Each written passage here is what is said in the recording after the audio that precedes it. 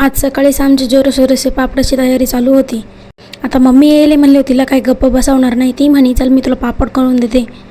मी म्हणलं ठीक आहे चल, मला पण शिकून दे, मला पण पुढच्या वेळेस बनवता येईल. म्हणजे आज आमच्या नीलू मॅडमचा वेगळाच मूड झाला होता बाळासोबत खेळायचा.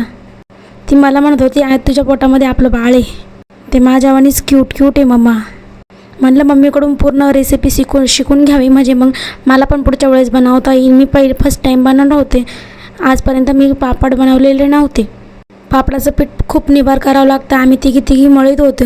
ते ठेसले पण होते वरवंट्याने. ते ठेसून घेतले, पापडाचं पीठ एकदम घट्ट केले आणि मग त्याचे पापड लाटायला आम्ही घेतले होते. पापड लाटता खूप कंटाळा आला होता, पण बळच सगळे पापड करून घेतले. आता मम्मी म्हणे ते एका दिवसात करावं लागतं, नाही तर मग 3 दिवस करावं लागतं. म्हणलं नाही, आजच्या आज ते उरकून घेऊ.